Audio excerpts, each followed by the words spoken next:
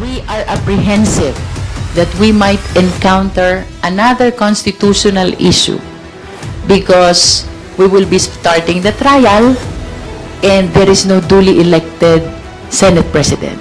As a matter of fact, we articulated already that we will be appearing before the impeachment court initiated by Acting SP Win Gatchalian. So, today, we are scheduled to file our pre-trial brief. As previously announced, today is the deadline for the filing of this pleading, no? And for the understanding of our beloved countrymen, ano po ba ang kahalagahan nitong pre-trial brief? Number one, it contains stipulations of facts which will be presented for the other parties either admission or denial, no? With this, nababawasan po yung pagtatalunan ng dalawang kampo during the trial. If they admit our offer for stipulation, it means it need not be proved. But if they deny our offer for stipulation, then it means it has to be proven during the presentation of evidence. Second, part of the pre-trial brief, we will be submitting as well the list of our witnesses, no? So, I wish to advance information, bagaman I cannot provide details yet because we continue to finalize the pre-trial brief, perhaps until the time of filing today. It is more than 25. The witnesses is not only 25, it's not only 30, it's even more. As to the exact figure and who these witnesses are, let's wait until the pre-trial brief is filed with the impeachment court today, no? And then for the last item, that will be the evidence to be marked, madami, super dami. Because you know that there are two articles na talagang voluminous ang ating exhibits. That includes the allegations on confidential fund and the allegations on unexplained wealth. And of course, we are anticipating na on June 18, the 11 prosecutors, together with the 10 private prosecutors who were introduced during the last press conference, ay mag-a-attend doon sa impeachment court, although this will be held before the clerk of court, who is our Secretary of Senate, General Bantug, no? We wish to formalize as well during the pre-trial conference as to the position of the impeachment court whether open rule will be adopted, no? Pag sinabi nating open rule, ibig sabihin the subject matter of recross can go beyond what was touched during direct and redirect, no? That means open rule. Otherwise, the cross or recross should be confined only to the subject matters which were touched during the direct examination and cross-examination. I wish to formalize as well on this upcoming pre-trial conference the possibility of us, the prosecutors, and even the defense to use Filipino language when the same is possible, because I understand that there are legal terminologies which are really hard to translate, no? This is because we understand that this is a constitutional process. This is not purely legal. What is at stake is the interest of the Filipino people. So it is our intention na lahat ng mangyayari during the impeachment trial should be understandable on the part of the ordinary Filipinos, no? And I wish to reach out as well through this opportunity to the mainstream media and even the social media. Let us encourage the accurate dissemination of information, no? And as a matter of fact, I reach out to the leadership as well. At ito rin ang gusto kong ilapit kay Kong Zia and the other members of the House who are from Visayas, from Mindanao.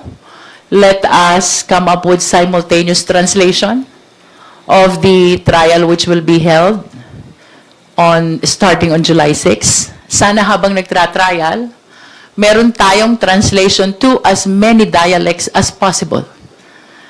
in order to make sure that the entire Philippine nation is on the same page. After all, this is a constitutional process. We want the entire nation to walk with us as we start, continue, and conclude the impeachment trial. Thank you. Thank you, Chairperson Toistro. To open the floor for questions, let us hear from Rosalie Cas of UNTV.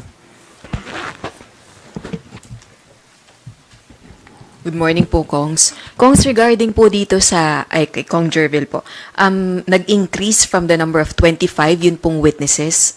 Pwede pong malaman without saying or stating the details, ito po ba'y dahil dun sa panibagong ebidensya po na nakuha po ng House Prosecution Panel with regards dun sa undeclared wealth?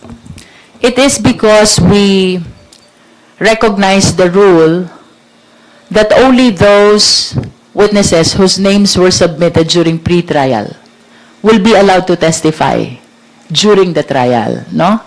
So if before we're trying to limit corroborative witnesses, we're selecting only the most important witnesses, we wanted to make sure that all testimony will be presented in court, and that is why we considered other witnesses whose testimony are likewise significant, no? I am not very much familiar with I understand that's the comment of Congressman Terry Ridon. Perhaps that includes also the witnesses that he is referring to in support of the allegations on unexplained wealth. Ang malinaw po dito, sa ilalim po ng ating rules, kapag ang testigo, hindi mo na isama ang pangalan doon sa pre-trial, generally speaking, hindi po siya papayagang tumistigo during the trial. And that is why, as a matter of rule, lahat ng testigong isasalang mo, dapat yung pangalan, isumitin mo during the pre-trial conference. And their names must be included in the pre-trial brief. Does it mean din po, Kong, na determined na po yun pong mga bank officials na i-invite sa paglilitis? We have no communication with the bank officials. But since the proceeding in the Justice Committee, it has always been the intention of the House of Representatives to include the bank representatives and the bank documents among the evidence which will be presented by the prosecution team.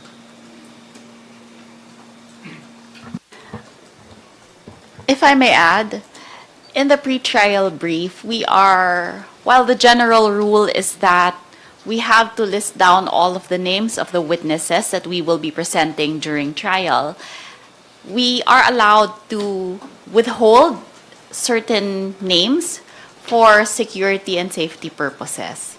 We are also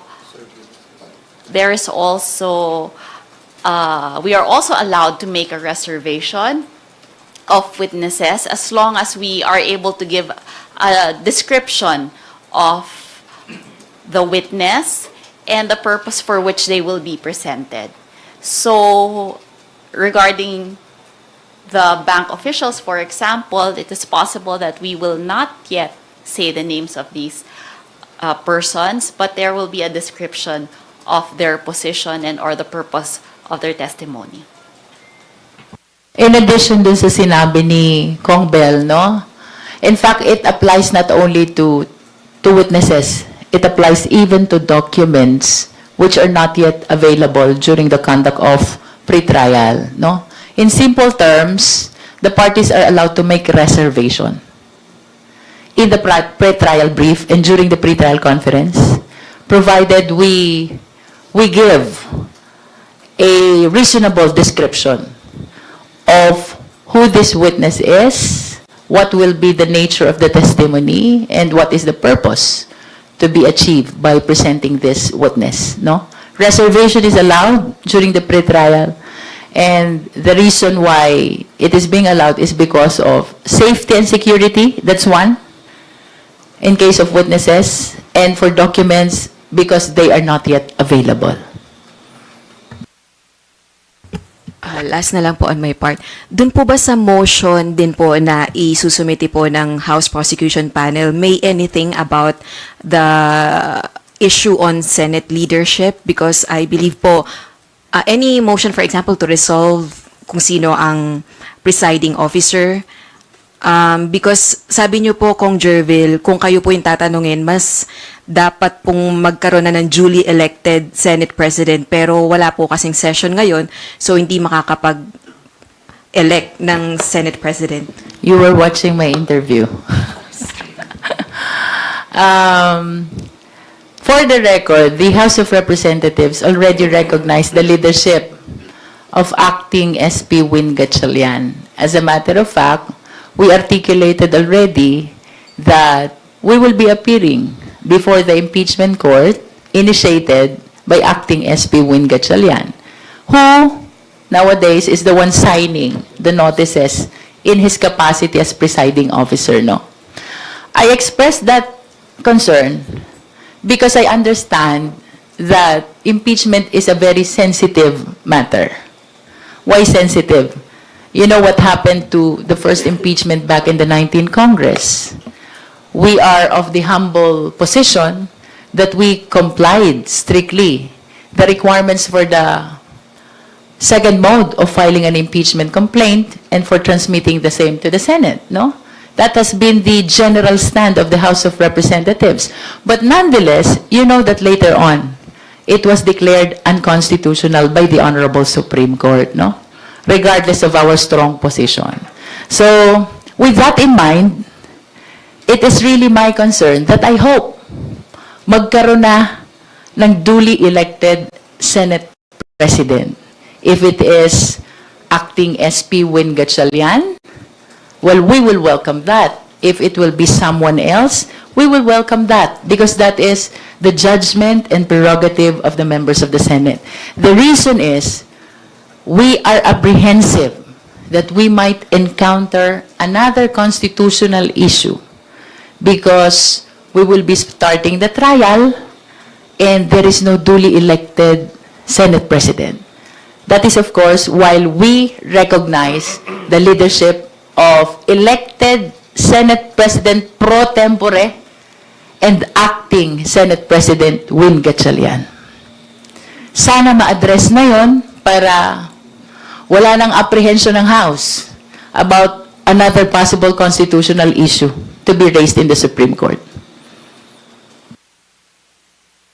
Just in addition to that, I think it's not only the integrity of the Senate that we're talking here. It's also for the purpose of providing clarity to the people. Because in the coming days, once the actual trial begins, we anticipate that there's going to be a huge investment in terms of the people watching the impeachment trial. So for clarity and for purpose of having a Senate without a leadership battle, it's it's our utmost understanding and plea, and if we can appeal, that the Senate would have a legitimate, uncontested leader for the purpose of clarity of the public. Clarification lang po, sorry. So, ayaw nyo pong mag-start ang impeachment trial unless ma-resolve yung issue sa Senate leadership?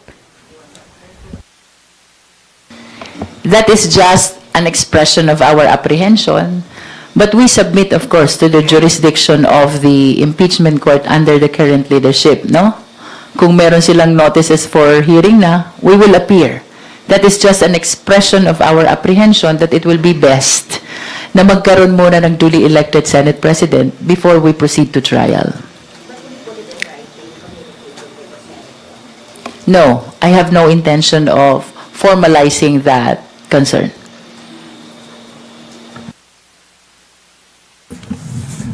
Thank you, Rose.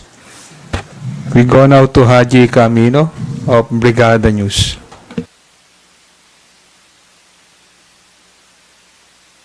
Hi, Kongs. Good morning po. Follow-up lang po dun sa plan na or sa call na magkaroon ng translation sa iba't ibang dialect. Paano po ito gagawin? Is it through the communities po ba? It will be held sa mga communities or sa mainstream media? Paano po ba yung magiging execution po nan? I think that's an ongoing discussion that we're having with the comms team.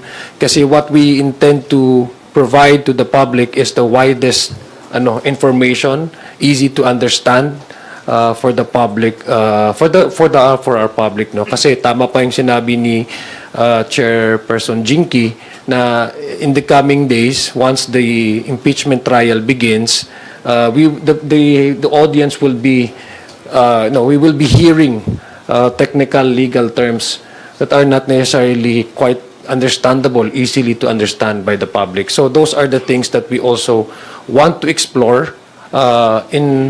Ang intention po talaga natin dito is mabigyang serbisyo ang ating mga kababayan na maintindihan nila ang pinag-uusapan sa impeachment trial dahil matagal na po ito pinag-uusapan at deserve po nila malaman ng katotohanan.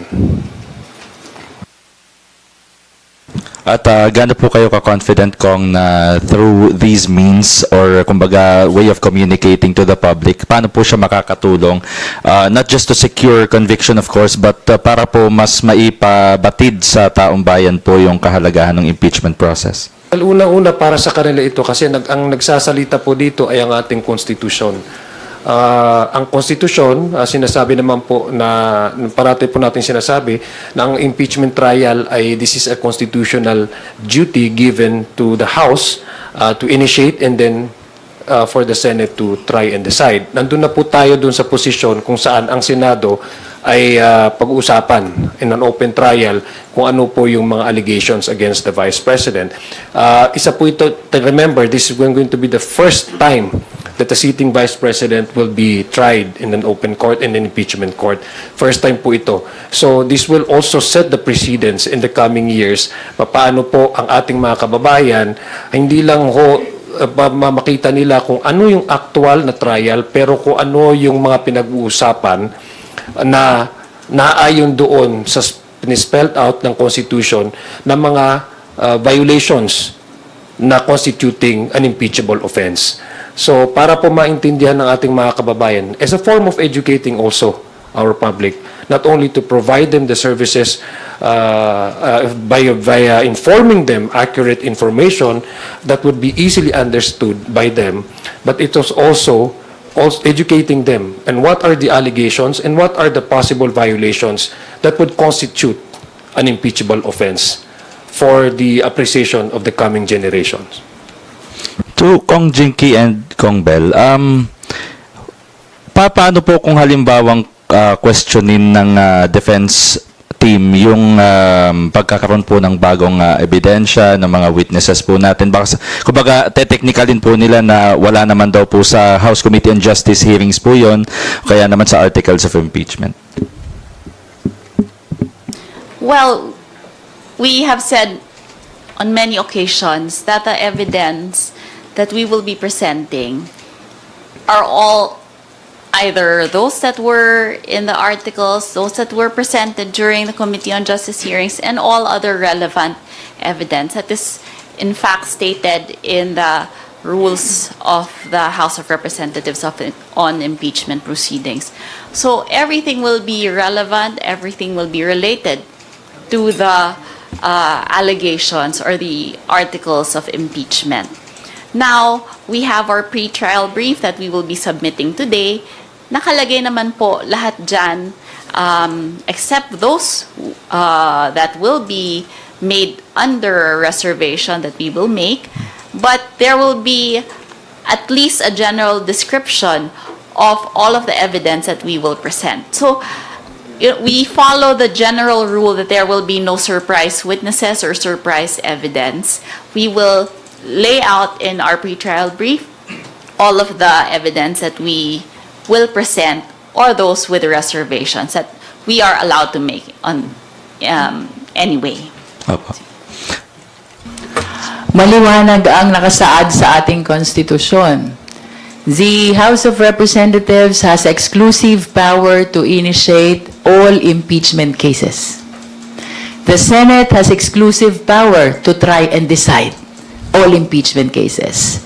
And along those lines, binigyan ng kapangyarihan ang House of Representatives at ang Senado na maglatag ng rules regarding impeachment. it is very clear, both under the rules on impeachment of the House and the rules on impeachment of the Senate, that they can exercise compulsory process. This pertains to the issuance of subpoena ad testificandum, to compel witnesses to appear before the impeachment court, and subpoena duces tecum, that is for the production of documents.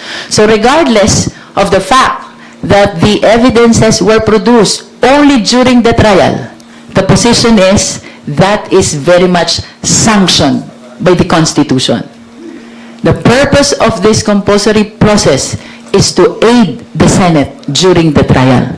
The same way that the purpose of compulsory process in the Justice Committee is to aid the committee in determining the existence or non-existence of probable cause.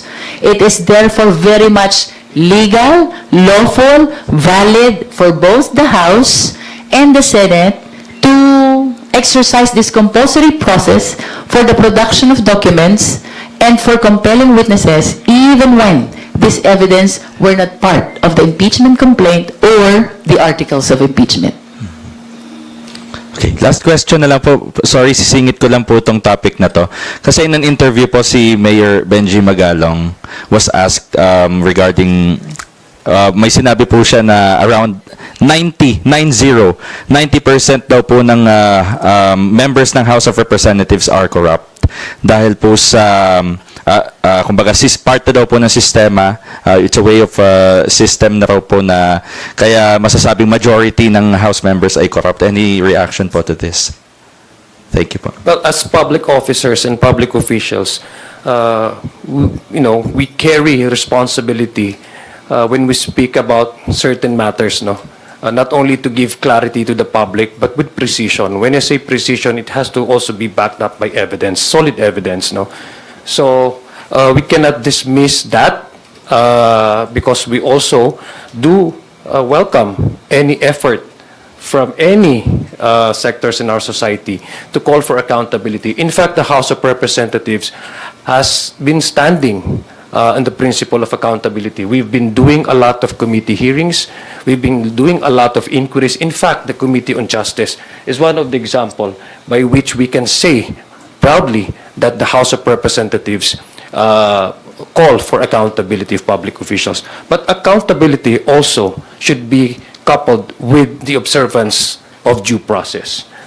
Due process demands that any accusations made against anybody or any institution should be backed up by a concrete evidence. So it is, to me, it is quite irresponsible and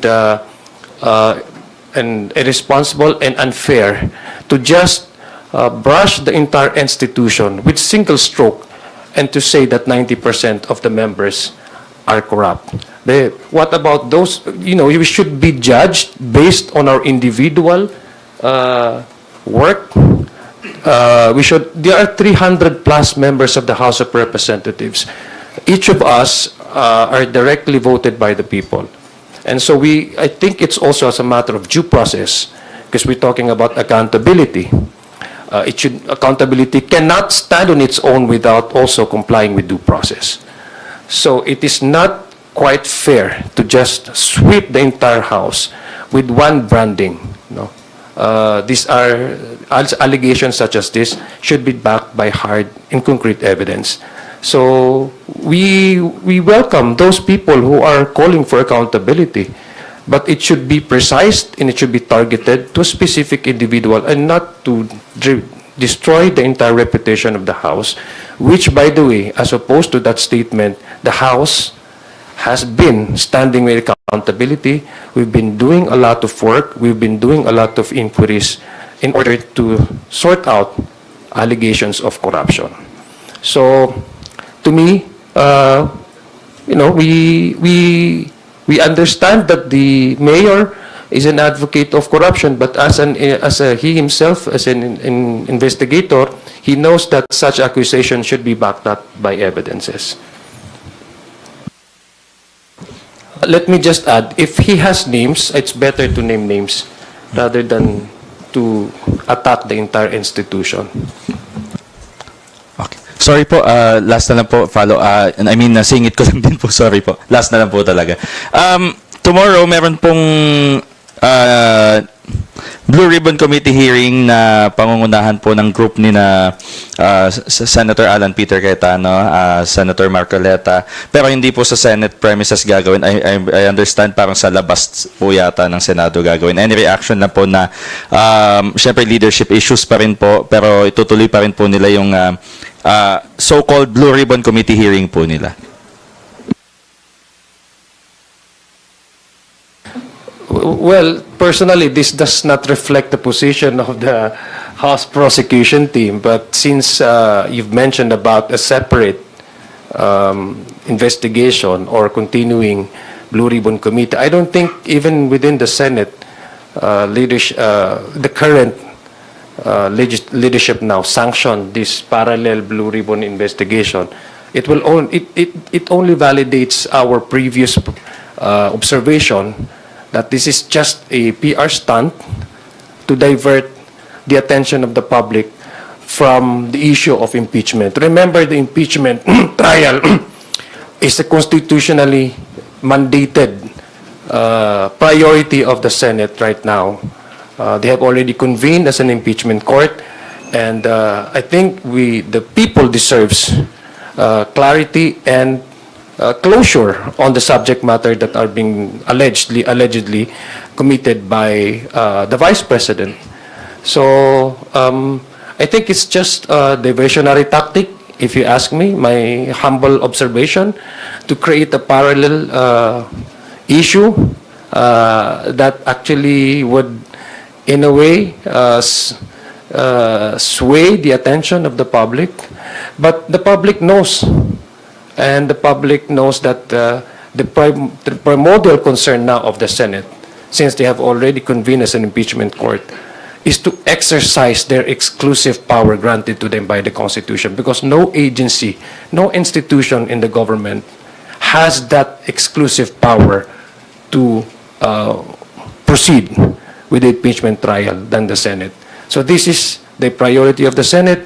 And the people knows that this is the priority of the Senate and deserves to know the truth and for a speedy trial also, no?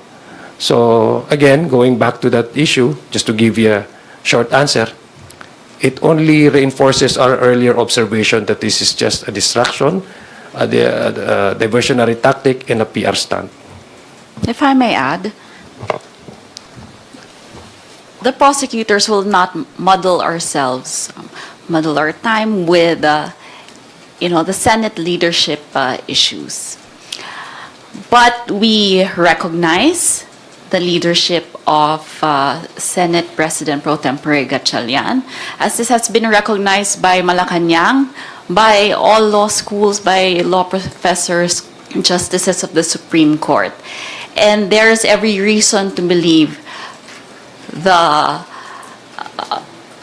interpretation of the Avellino versus Cuenco doctrine. So, as of the moment, we have been following the leadership of Senator Gatchalian, and we submitted our pleadings before the impeachment court under his leadership. Thus,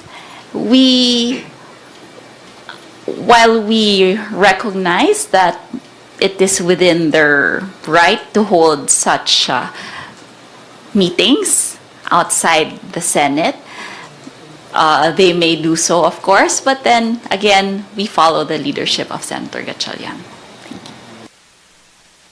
If I may add, yung gagawin nila, perhaps you can charge that to freedom of expression. But in as far as legitimate inquiry in aid of legislation is concerned, let us remember that we have the new leadership in the Senate. Everything that they should do in order that it will fall within the purview of a Senate inquiry in aid of legislation, it must be sanctioned by the leadership. Nonetheless, with all due respect sa kanila, it is a legitimate exercise of freedom of expression.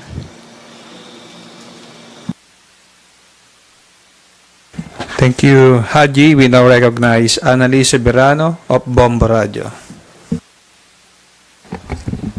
Good morning po, Congressman. Representative Jervie Luistro po, kung kahit sino po sa inyong tatlo.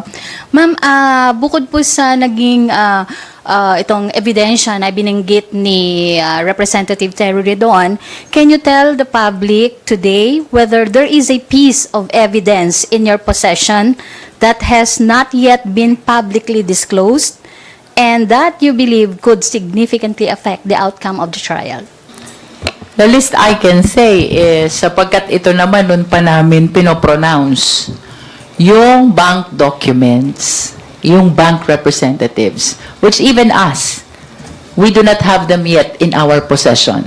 So during the trial, upon the subpoena issued by the impeachment court, the prosecutors, together with the other party and the Filipino people, together we will be witnessing kung anong ilalabas ng bank representatives along with the bank documents. Okay, so magiging surprise evidence ito, ma'am? Yes. Okay. Ma'am, follow up. Surprise in the sense na hindi pa nakikita. But of course, that's part of our list of documents to be marked. Yung sinabi ni Bel kanina, reservation of documents to be marked because they are not yet available as of the moment, no? That's part of the list of documents to be reserved in our pre-trial brief, but surprise in the sense that even us, we have not seen yet the bank documents and we have not heard yet the bank representatives. Okay. Ma'am, follow up. Yung pre-trial kasi remain closed sa media. So what information will you commit to disclosing afterwards so the public can follow the proceedings? That's one of my list of concerns which I will articulate during our pre-trial conference. One is the possibility of sharing what is happening with the media. After all, this is part of the constitutional process of the impeachment trial, no? Second, yung nabanggit ko kaninang open rule, whether it will be adopted or otherwise. By open rule, it means na even matters which are outside the direct and the cross may be raised during the direct and redirect may be raised during cross and recross, no? And then the dialect translation to as many dialects as possible na pinaliwanag din ni Kong Zia at Chong. And then the possibility of formalizing that the parties can actually use Filipino during the trial. That is for the better understanding also of our countrymen. And one more thing that I did not mention kanina, we wish to invoke the policy of substance over technicalities, no? Because again, this is not a purely legal process. Ang importante dito, lumabas ang katotohanan, and therefore, evidence should be presented, all of them, no? And should not be challenged always on technical grounds. Substance over technicalities. So these are the concerns that we will be raising. Kasama doon, yung possibility of you, the media people, from being allowed in the pre-trial conference. But of course, this will be the judgment of the impeachment court, no? Pwede lang namin yun i-pronounce, i-articulate, but at the end of the day, whatever will be the decision of the impeachment court, coming prosecutors and even the media people, we will have to submit to their jurisdiction and authority. Ma'am, last ma'am for my part. Do you believe that this closed-door pre-trial helps or hurt public confidence in the impeachment process? Just a reaction. Huwag kayong masyadong mag-alala doon sa ang media ay hindi inalaw sa pre-trial conference. You know why? This is like a meeting, no? And this is very time-consuming because the parties will be discussing each and every offer of stipulation. Yung sa amin pa lang, ang dami. Tapos hintayin namin ang sagot ng defense, admitted or denied. Same thing pagdating sa kanila. Iisa-isahin nila yung offer of stipulation, aaralin namin, sasagot kami. And then, with regards to the documents, there's a possibility na magkaroon din ng marking and this will take so much time. Ang sigurado, by the time na mag-i-issue na ng pre-trial order ang impeachment court, all the things that happened during the pre-trial conference will be manifested by both parties. Kung ano man yung stipulations ng prosecution na inadmit ng defense, we will manifest that during the pre-trial. Same is true with respect to the defense, dun sa stipulation of facts na inadmit ng prosecution. Even the list of our witnesses na napag-usapan during the conference, we will be manifesting this during the pre-trial. And all the documents marked or to be marked will be manifested as well. Not only by the prosecution, but also by the defense. In other words, lahat ng mangyayari or mapapagkasunduan during the pre-trial conference, ima-manifest yan during the pre-trial proper. That is before the issuance of the pre-trial order. Thank So you. to add to that, you will not be missing actually anything. Dahil lahat ng mangyayari sa conference ay imamanifest ng dalawang parties and even ng impeachment court pagdating ng pre-trial proper. That's prior to the issuance of the pre-trial order. Thank you, Annalie. We now call on Eden Santos from Net25.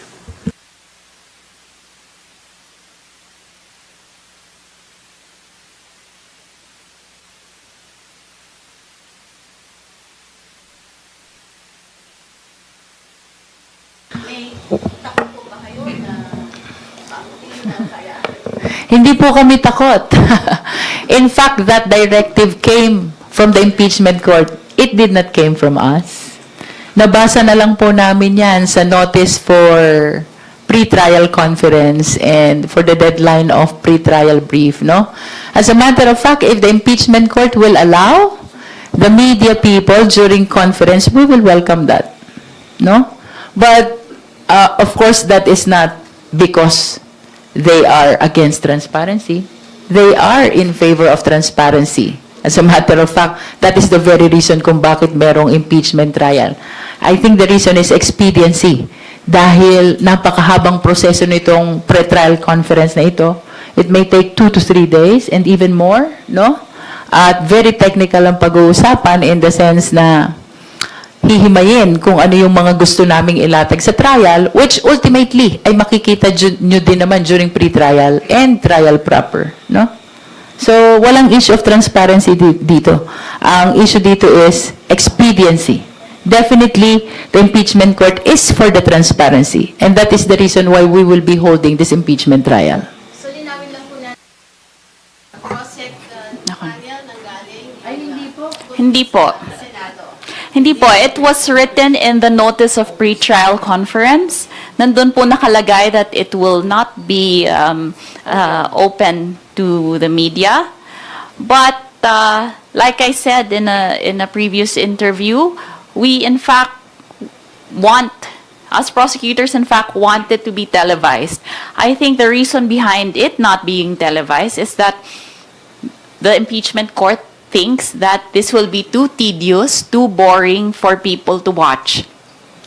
Ganito po ang mangyayari sa pre-trial conference. Kunyari, babasahin ang pangalan ng isang ebidensya, sasabihin, we will mark that as our Exhibit A. Our Exhibit A-1. A-111. Ganun po. Napakahaba po niyan, and I think the impeachment court just wants to avoid to spare the people this boring process. But in any case, everything will be written in or summarized in a pretrial order that the impeachment court will come out with. So, hintayin po natin ang pretrial order na ilalabas po ng impeachment court. Itadagdag ko lang, no, if just to assuage the fear of some, number one, that's correct, it's the call of the impeachment court, the honorable impeachment court, kung paano na magiging procedure sa pre-trial.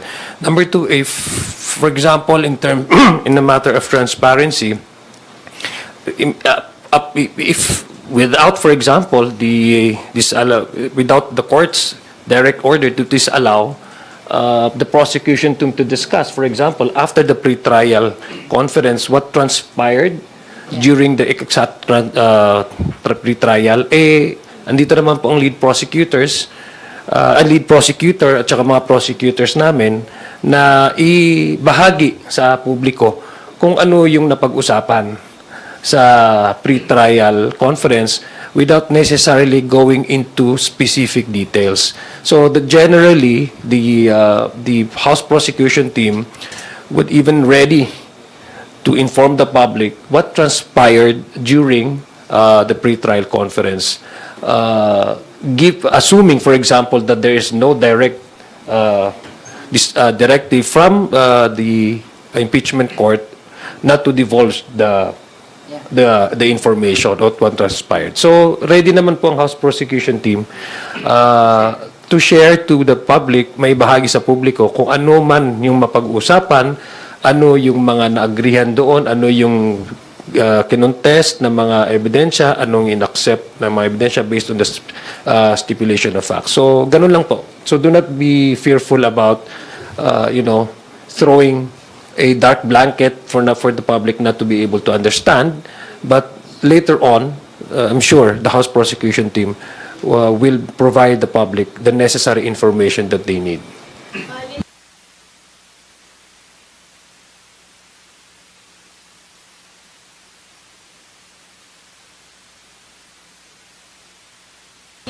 Nakalagay na po yun sa notice of pre-trial conference, so hindi po para kami ay tumutol sa isang notice na nilabas po ng impeachment court.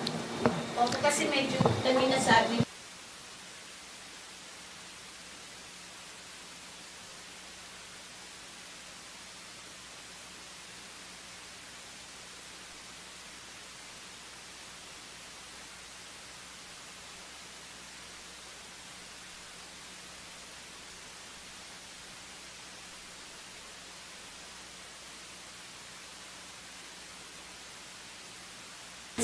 At kung kayo naman po ang magpapaliwanag after na dahil wala po yung media, hindi po ba sabi nyo nga ayaw nyo na magkamali ng pagbabalita, pagbibigay ng mga informasyon ng mga media. Kung hindi po namin makikita mismo yung pre-trial conference, hindi po ba magkaroon ng parang yung naratibo ng bawat kampo, yun po ang lumabas. Bibigyan lang kita ng what I can assure the public with all due respect to the lead prosecutor and prosecutor, Jinky, do not fear of connivance. Just to go straight to your point, ma'am, wala pong connivance dito. Hindi po mangyayari yan. Will be there as Nandun din po ang depensa. So, at saka, ang korte po, ang Honorable Impeachment Court po, ang nagbibigay ng notice. Tayo po, nagko-comply po ang ating mga prosecution team doon po sa direktiba ng Impeachment Court para mas mapabilis, mas simplify yung pag-uusapan sa korte.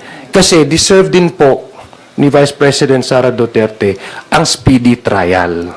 Kaya sisimplify po natin during the pre-trial conference yung pag-uusapan sa actual trial.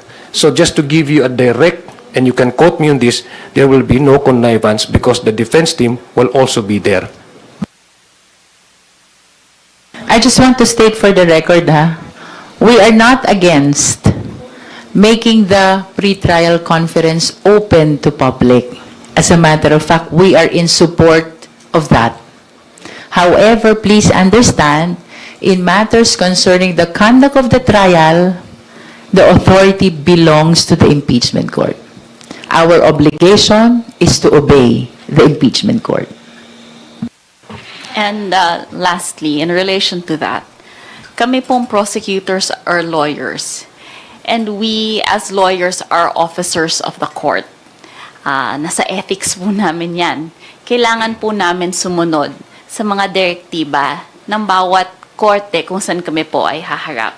And this includes the impeachment court. So if it is their directive that the pretrial conference will be closed to media, then we all will obey the impeachment court as officers of the court.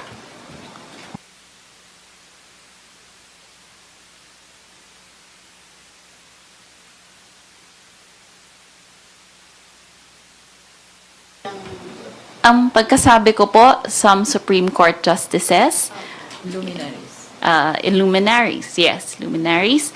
Supreme Court justices said that the Avellino versus Cuenco ruling stands.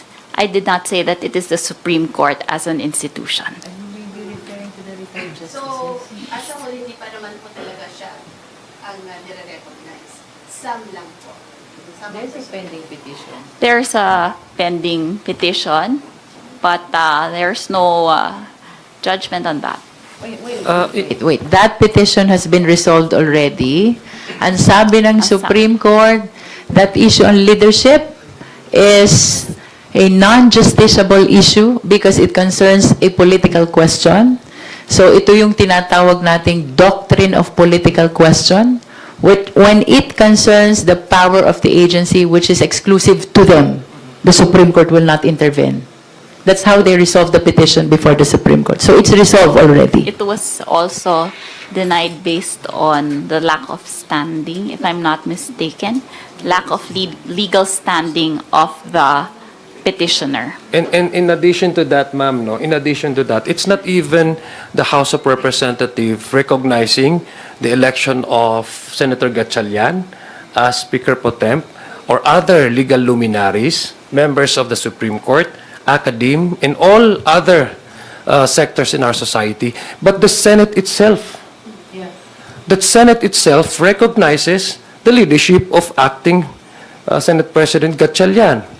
Kasi nag-i-issue na sila ng mga notices, yung mga staff mismo sa Senado ay dumadalo sa mga hearings na under the directive of the acting Senate President with the newly elected Secretary General and Sergeant at Arms. So it's not even us recognizing Senator Win Gatchalian, but the institution itself, there's already that recognition. Of course, acting SP has been elected as Senate President pro tempore. And because of the prior declaration of vacancy of all positions, including the position of the Senate President, automatic. As Senate President pro tempore, he is the acting Senate President.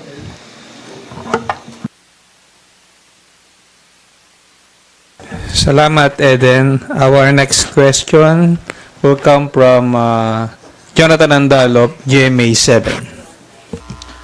Good morning po. Andito po ako sa gilid. Kung sabi ni Senator Lacson, only the prosecution and the defense can make a motion to reduce the threshold of 16 votes to convict an impeachable officer, in this case, Vice President Sara Duterte.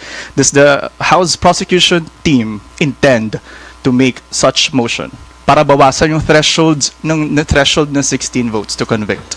We have not actually discussed about that as being a team, no? But I have expressed my position already that concerning the threshold for the purpose of conviction, it is important to realize that the Constitution and the laws are evolving. Why do I say that? Because the Constitution should be responding to the demands of time, just like any other law, no? And very enlightening itong nangyaring change of leadership sa Senado because it invited our attention to look into the doctrine behind Avellino versus Cuenco na in several occasions ay na-practice na rin ng Senate at nagkaroon na rin ng mga succeeding Supreme Court decisions along the same line, no? So, ang sa akin naman, let us anchor also our position on the mandate of the Constitution. Bakit tayo may mga senador? Primarily, the purpose is to represent the interest of the Filipino people. Kung ang ating senador ay nakakulong, nagtatago, nasa ospital, or nasa abroad, ito yung tinatawag ni Avellino versus Cuenco na beyond the coercive power of the Senate. And having said so, plus hindi mai-represent yung interest ng taong bayan, how are we going to consider them for the purpose of determining the threshold or the required number of votes? So, personal opinion ko lang. I believe that the doctrine in Avellino should be applied also in determining the number of votes required for the purpose of conviction. That is my personal opinion. So dapat po bang bawasan? With the current situation, yes. The same way that it was reduced in the election of Senate President pro tempore and the rest of the chairwomen of the different committees of the Senate. Para sa House Prosecution Team, ilan ang base number ng senador na tinitignan nyo po ngayon? This is my opinion. If the voting will happen now, it should be 22 as well. If I may add, no, again, this is just an opinion, no.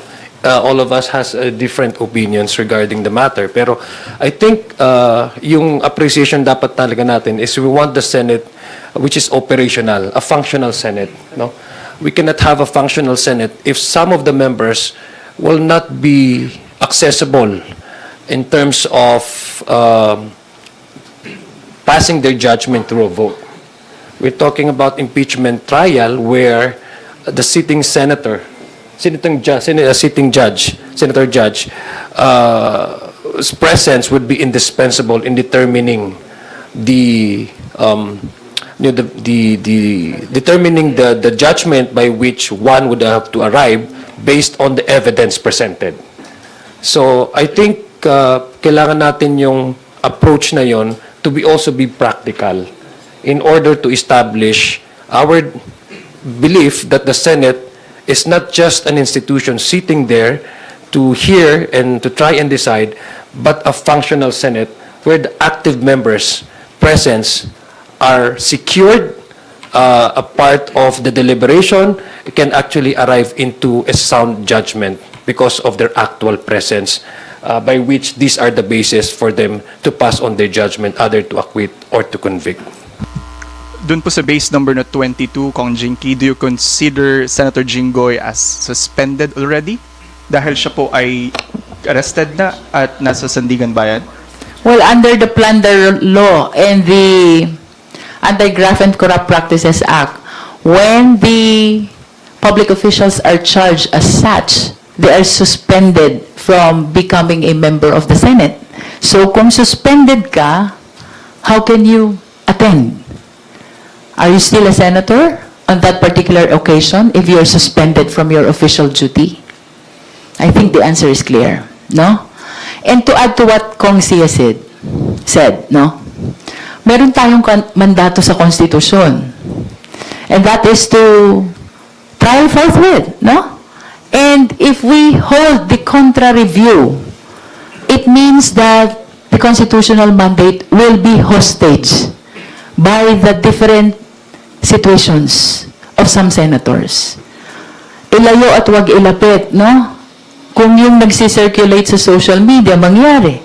Sabihin natin 8 or 9 will be having their cases in court, no? Masususpend as provided in the Plunder Law and the Anti-Graft and Corrupt Practices Act. The required threshold is 16. So that will mean that it will paralyze the accountability mechanism. And we know, of course, that the Constitution is paramount.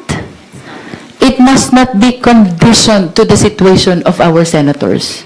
This impeachment trial must proceed. The decision must be rendered, no? And the threshold must be fixed depending on the current situation of our Senate. Kaugnay niyan, ma'am, sabi ni Senator Lacson, sakaling umabot ng 9 na senators yung makulong, 15 silang matira, hindi na raw matutuloy yung trial kasi paano nga man magko-convict kung kailangan ng 16 votes. Ang suggestion po niya, magfa-file ang impeachment court sa Sandigan Bayan ng leave of court para payagan yung mga nakakulong na senador na dumalo sa trial. Do you agree, ma'am, doon sa kanyang suggestion? Well, my perspective is from the point of view that it is the Senate which has jurisdiction. We cannot speak for the Sandigan, we cannot speak for the Ombudsman, no?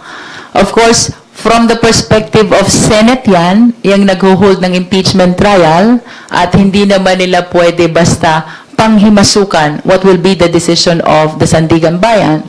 I think it will be more appropriate to follow the doctrine of Avellino. After all, ibabalik ko dun sa mandato ng saligang batas. Dapat ang mga senador mag-represent ng interest ng sambayanang Pilipino during that impeachment trial. And if you are detained, if you are in hiding, the question is, are you representing the interest of the Filipino?